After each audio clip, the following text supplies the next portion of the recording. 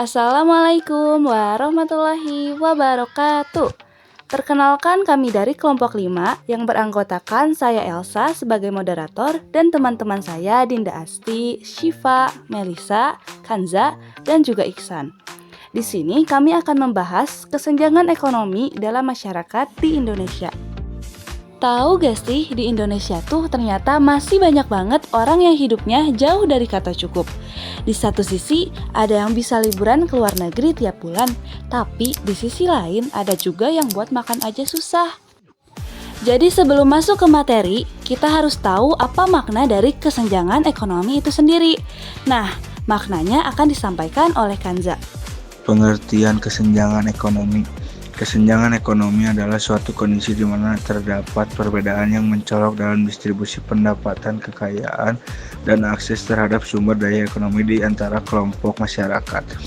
Kesenjangan ini menyebabkan ketidakseimbangan antara kelompok kaya dan kelompok miskin dalam hal kesejahteraan, kesempatan, serta kualitas hidup.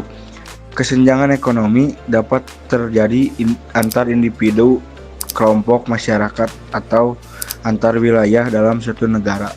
Apa sih faktor penyebab dari kesenjangan ekonomi ini? Selanjutnya akan disampaikan oleh Syifa. Faktor penyebab kesenjangan ekonomi. 1. Perbedaan sektor pekerjaan. Sektor formal yang terstruktur seperti industri dan jasa umumnya memberikan pendapatan lebih tinggi dibandingkan sektor informal seperti buruh tani atau pedagang kaki lima. 2. Globalisasi. Perdagangan bebas dan investasi asing seringkali lebih menguntungkan masyarakat yang memiliki modal besar, sementara masyarakat kecil kesulitan bersaing. 3. Kebijakan ekonomi yang tidak merata. Kebijakan yang lebih menguntungkan pihak tertentu atau kurang mempertimbangkan masyarakat kecil dapat memperlebar kesenjangan. Selanjutnya, contoh kasus kesenjangan ekonomi akan disampaikan oleh Dinda. Contoh kasus kesenjangan ekonomi di Indonesia. 1. Kemiskinan di Papua.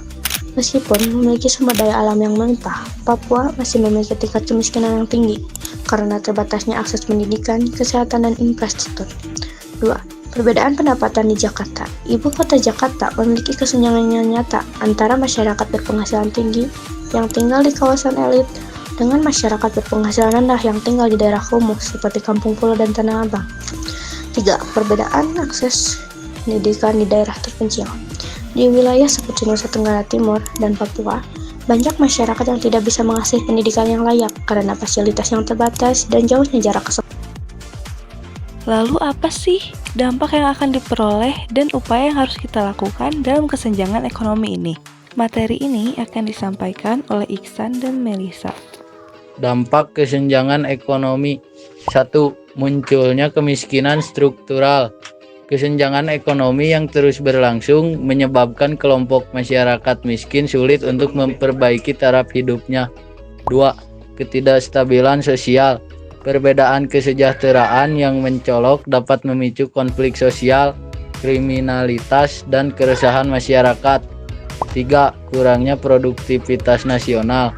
Jika banyak masyarakat yang tidak mendapatkan akses pendidikan dan kesehatan yang layak, kualitas sumber daya manusia akan menurun dan menghambat pembangunan ekonomi.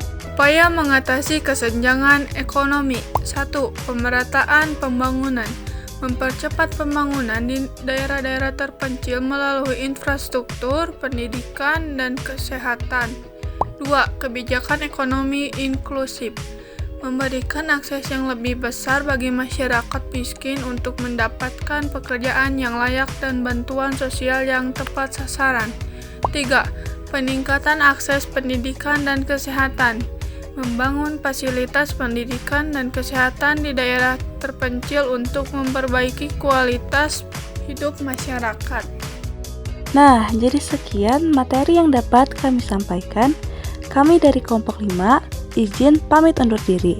Terima kasih telah menonton. Wassalamualaikum warahmatullahi wabarakatuh.